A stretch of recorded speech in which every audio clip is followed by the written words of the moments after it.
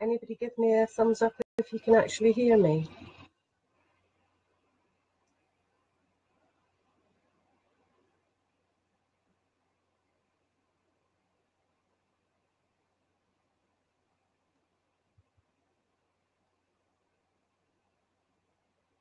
Thank you.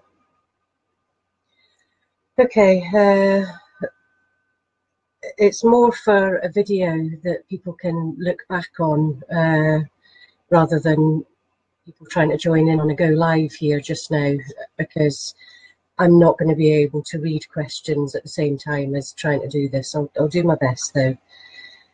What I'm going to try and explain just now is just the landfill and parts around that. My reason for that is Katie Elliott did an interview with ITV, and in the interview she said that the area is vast, some of it's impossible, and she's made it sound quite complicated.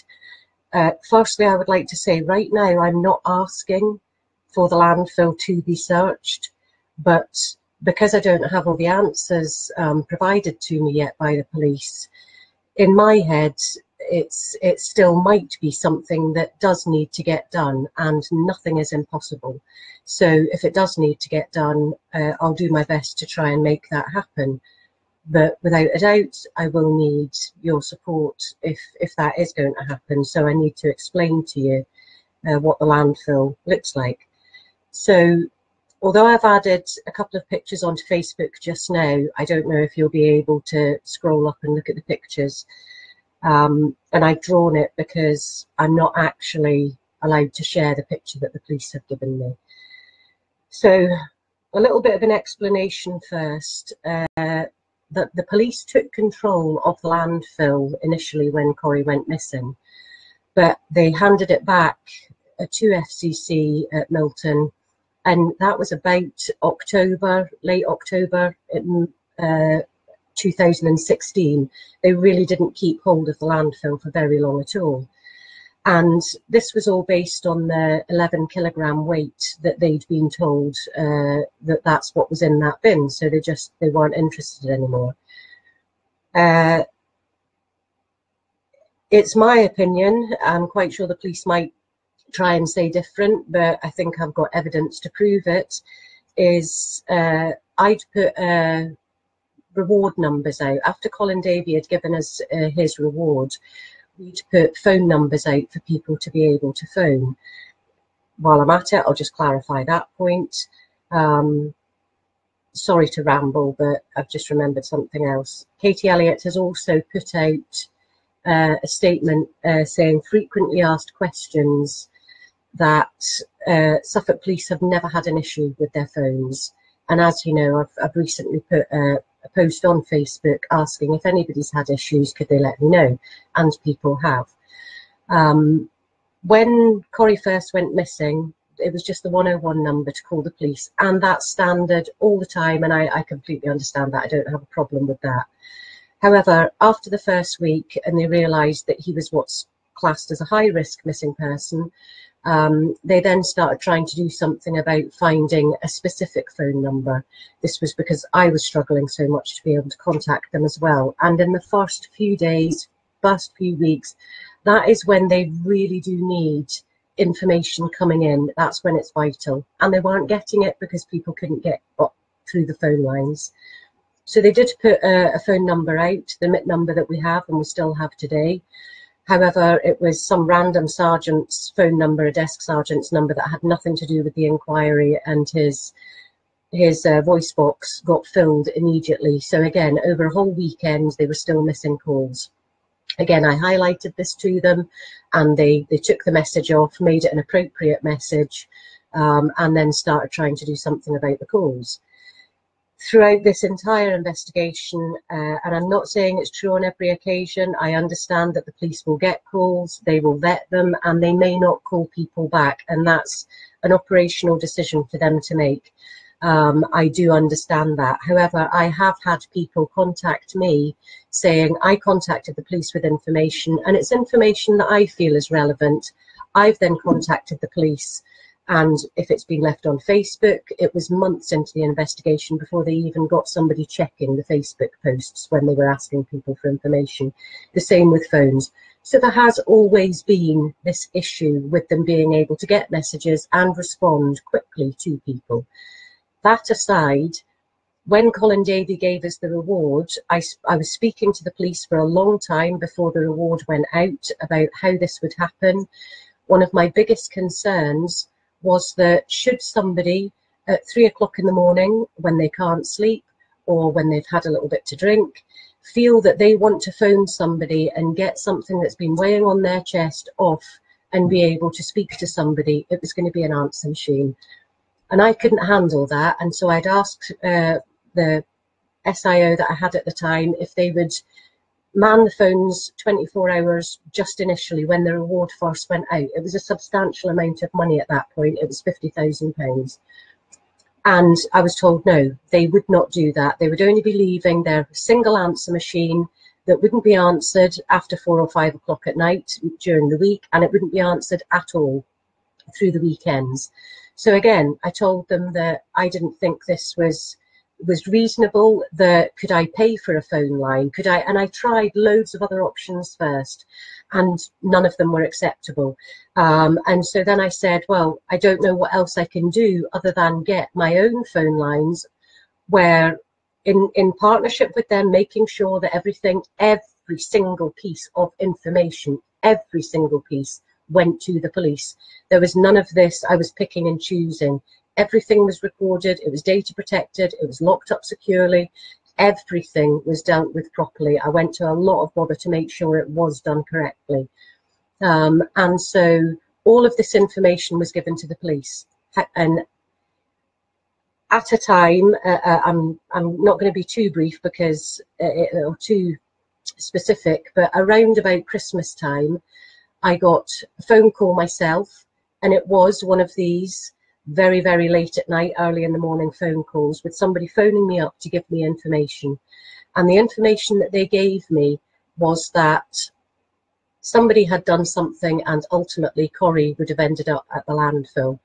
Now, this information, I phoned up the SIO with this information, and it was massive to him at this time. I was asked not to say anything, which I didn't. And it made them start re-looking at everything. Now, regardless of whether this bit of information actually led anywhere or not in relation to the person that they were talking about is irrelevant. It made them go back and look at all the bin process again and the weights and everything else. And as a result of that, they, throughout their own investigation and going back and checking again and again, they then found out that apparently they'd been given the wrong weights for the bin. So we were then told in about February that they would be now starting to search the landfill. But again, we were told to keep this quiet. And it wasn't until about the 6th of March that they actually started the landfill search, but they'd started preparations for that far, far earlier. Now, all of this said,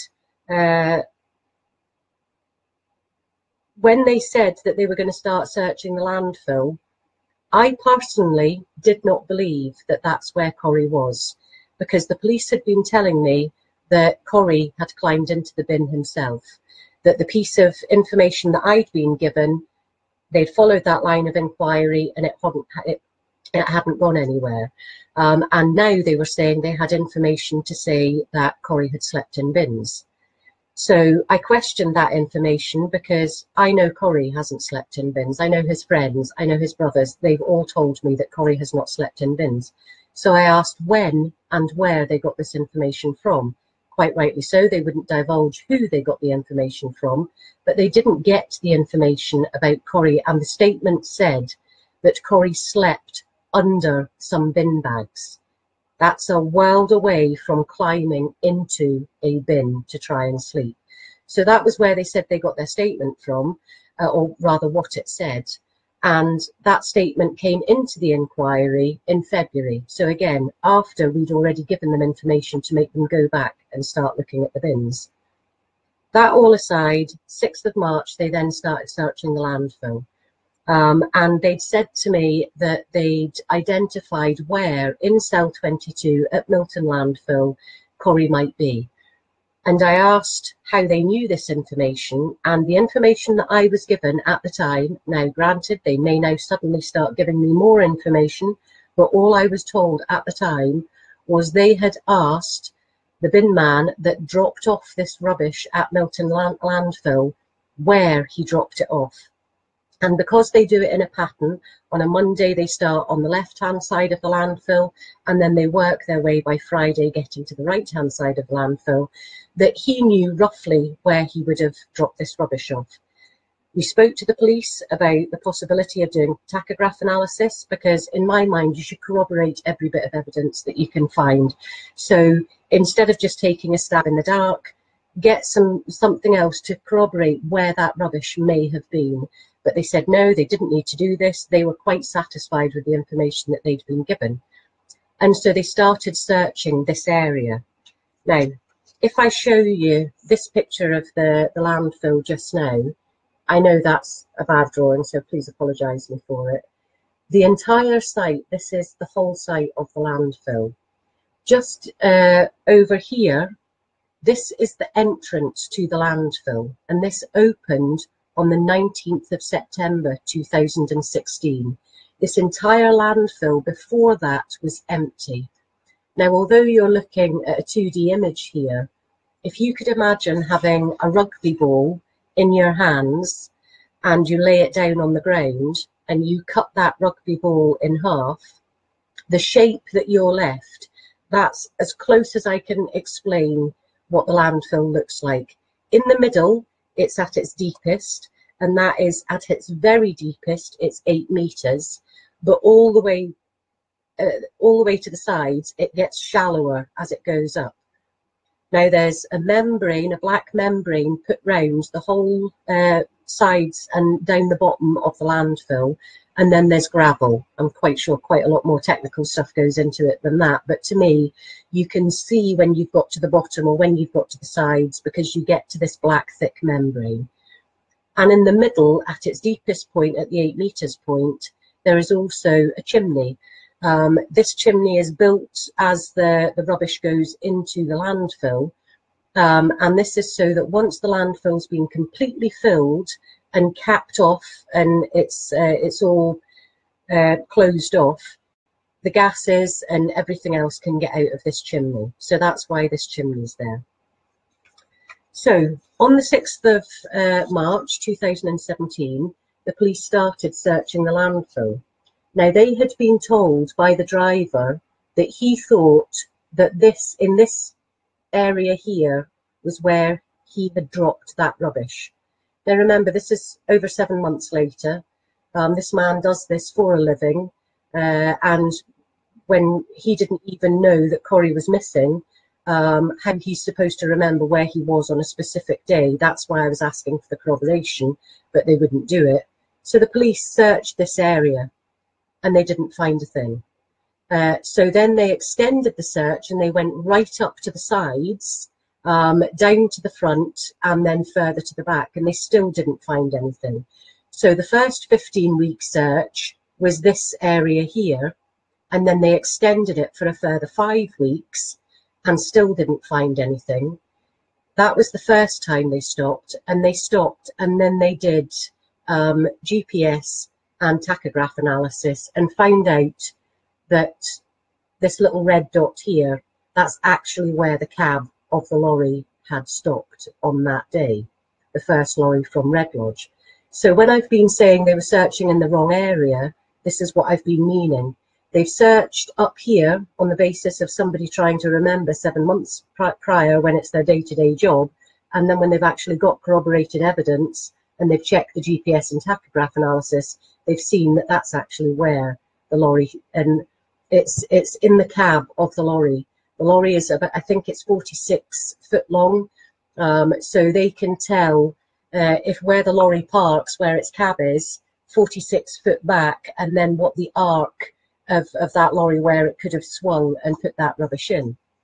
So they then started searching in this area, and that took them a further 5 weeks. So this area here, from this line here up to this line here, they have now searched this entire area. And that was what they stopped doing by the 23rd of October. They had searched the whole area. They'd found rubbish that was dated and from Bury, but they never found, well, they told me they never found anything from Greg's that night or anything belonging to Corrie. So all of this had been searched, and what they had been told was that the lorry, when they start at this area here, what they do is they reverse in, they park, and then they tip their load in. So that's why they'd searched all of this, and they didn't find Corrie. And this was back in October when they stopped searching. So then they checked again, and they started asking more questions and found out that the lorry hadn't actually reversed in, it had driven in forwards. And so then they knew that if the lorry was 46 foot long and it had dumped its rubbish, it could have actually dumped its rubbish here. So when they went back to start searching after the 23rd of October, they resumed, and that was when they searched all of this. And it was the 11th of December that that all stopped. So the police have now searched the landfill, all of this area here, right down to the bottom, right to the sides. Every single bit of that rubbish has been searched. And I, along with the police, have full faith that had Corrie been there, they would have found him. I have no doubt of that whatsoever, but they didn't find a thing. So the last thing that I want to explain is there is also a red dot just here. Now that's that chimney that I was talking about earlier. The chimney that once it's all capped off, this lets all the gases out. So on the 30th of September 2016, by sheer coincidence, somebody from Health and Safety had been at Milton landfill site taking photographs of this chimney stack because there were issues with it. It had nothing to do with Corrie, the missing person investigation, or anything else. It was purely independent. They were taking photographs of the chimney stack. And on the 30th of September, somebody stood up here and took a picture looking down at the camera, at the chimney. But that camera sees right to the other end. And you could see that as a line going where that pencil is just now, no rubbish was beyond that point. And this is as of the 30th of September, okay? All of this area here was empty. There was nothing in it whatsoever. It was down to the gravel and the membrane, okay? So knowing that as of the 30th of September, there was no rubbish in that area whatsoever, and the police have now searched all of this area, every single part of it, and they went further forward than where the chimney is, you know, towards the back, effectively, of what the landfill is. They went back until they found rubbish that was clearly not dated for the right time. And the reason that there was rubbish once the police went to search was because, not because the police asked them to, it was purely because FCC were having issues with their landfill site. They stopped dumping rubbish on the 30th here. And again, it wasn't because the police asked them to, it was because the landfill site were having their own issues. So instead of the lorries now driving in here and dumping the rubbish, the lorries now started driving along what is a road. It's not a road, it's a mud path that they've effectively built. They started driving all the way along here and started dumping the rubbish effectively at the back of the cell. And they kept doing that until it joined. And by the time the police went to start searching the landfill, the rubbish had met where they had previously stopped. I hope that makes sense. So, so the police, when they started digging this rubbish, because as of the 30th of September, they had then started dumping rubbish at this side of the landfill. There's a chance, because they're now saying that Corrie could have stayed at Red Lodge for longer than just the first day, and now they're potentially saying it could have been 2 weeks, although that's certainly not what the staff at Red Lodge have said to me, that it would be possible. But even if it hadn't been put in here up until the 30th of September, it would have then started being put here. Now remember, it starts off shallow and then starts getting deeper. And so I already know, because the police went further forward here, when they were looking at rubbish here, it was well out of the date ranges of when Corrie went missing. They were getting into rubbish for the following year, for 2017's rubbish. This was all 2016's rubbish. But there would be rubbish here, because this is where they then started taking it, that would be 2017 rubbish. So at best, I would be thinking that coming in 5 or 10 metres in here, you are then going to very quickly see, because if from the 19th of September till the 30th, all of this is being filled, it's not going to take very long with the amount of rubbish that they clearly dump in that landfill for that to fill up. And so going in 5 or 10 metres, you are then going to start getting rubbish that is from late October, November, December, which is clearly far too late for Corrie. So when you're getting told it's impossible, it's too vast, and it will take years, that's not true, okay? That is potentially the area that I would be asking to get searched if it does need searched, and that's not a large area. And on top of that, when they started searching this area, I had asked if they would get assistance from the military, because as they have shown in a statement that the police have put out themselves, the military are just as qualified as them to search. They know what they're doing. And to be honest, I would say they may even have better skills, because when somebody from the military is searching, if they get it wrong, they could be 20 feet up in the air because they've just stood on a mine. So they really do know how to search. I'm not saying that they would be able to. It's something that they would have had to have got ministerial approval for if they had requested it. But I did ask the military at the time, and they were never asked, ever, if they could assist in the search of the landfill. That was a policy decision made by the police that they weren't going to ask for any external help. The reason I was given was because they couldn't fit any more people on the landfill. It wouldn't be safe.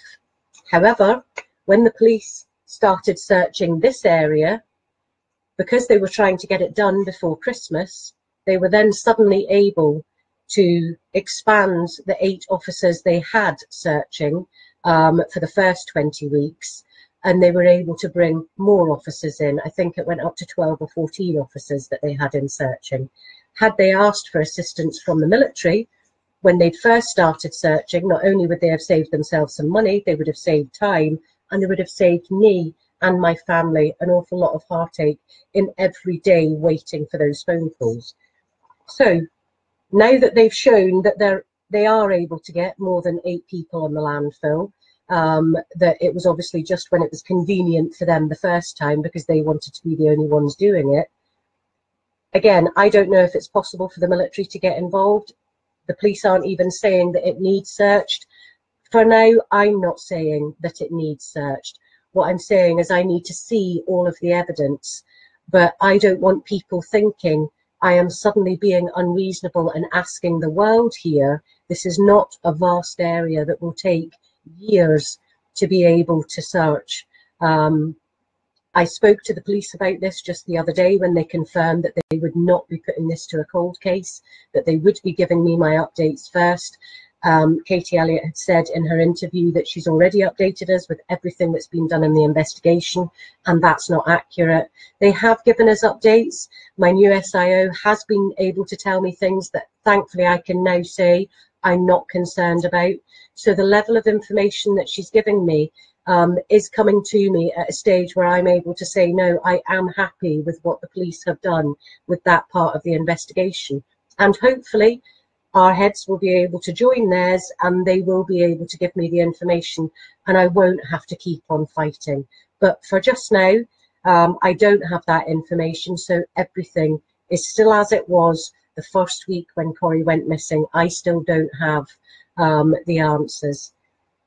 So I'm hoping that that explains it a little bit about the landfill. One of the questions when I'd been speaking to Marina was that she was explaining to me, quite sympathetically, but she was explaining to me how after so long, given the landfill and what happens in a landfill, there might not be very much left of Corrie if that's where he is. Now, there may not be very much left of Corrie if that's where he is. However, his phone, his keys, his bank card, his clothing, his shoes would still be there. And if they were there, we would then still know that's where Corrie ended up. And then we would have a point where we were able to say we have done enough. We may still not have found Corrie. I really don't want to think too much just now about how graphically what might be left, but if that's the case and we don't actually find him, we would still know that's where he was. And that would be more than enough for me to be able to say I've definitely done all that I can to find him. So that's where we are just now. They did use cadaver dogs in the last search. Unfortunately, they weren't successful. Somebody has made a suggestion about card readers for bank cards. If you were to go to the landfill, if it's only, especially at the shallower parts, would it pick up Corrie's bank card? I genuinely do not know if that's possible, but it's something that I've taken to the police and I've asked them about as well. But obviously just now they are not looking at any new lines of inquiry or at whether they need to research the landfill. But I've still asked them about it and asked them if it's possible. So that's where I am just now. I know everybody keeps asking, what can you do to help just now? By being here, you are helping. The police have explained that if the landfill company, FCC, weren't allowing the police to go back and search again, if that was required, the police would have to be able to get a warrant to be able to say that, well, they're going to do it, whether the company want them to or not. And to be able to get a warrant, they would have to be able to stand in front of a magistrate and justify why they need a warrant. And so for that to happen, I need information. The police need information. So if what I've explained today, if anybody works on a landfill site, if they work for BIFA, if they work for FCC, and they understand these processes and what I'm saying isn't right, and I've gotten confused, even if it means then no, you don't need to search the landfill. I'm not asking people just to give me the information that they think I want to hear. I want people to tell me the truth. And so if there's anybody out there that has any kind of specialist knowledge about this and about how this all works, about rubbish going to landfills, about how long things stay at holding sites, how long at Red Lodge, how long the rubbish would be able to stay there before health and safety would start getting concerned because the rubbish would just start turning into slurry, please get in touch. Get in touch with the police to give them that information. If you feel you've not been listened to or they've not taken it seriously, then please get in touch with me, because I will then start shouting about it and try somewhere with them if I don't feel it's been listened to. So that's one of the things that I'm asking for just now.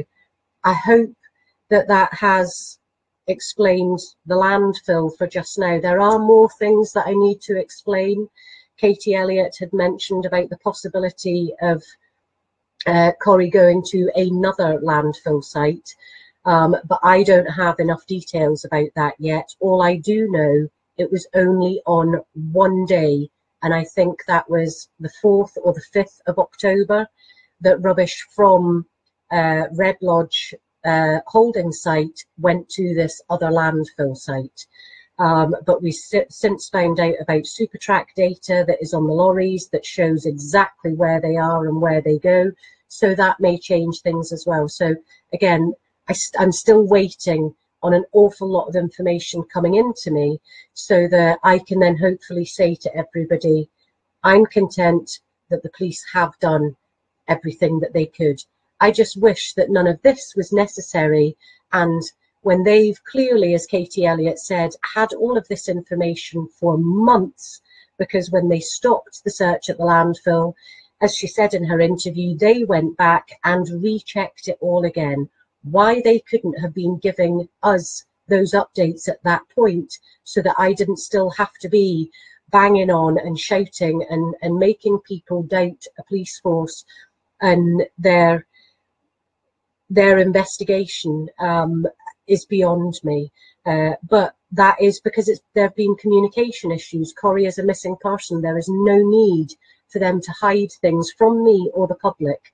They should be going out there and begging people for information, because that's how you would find my son.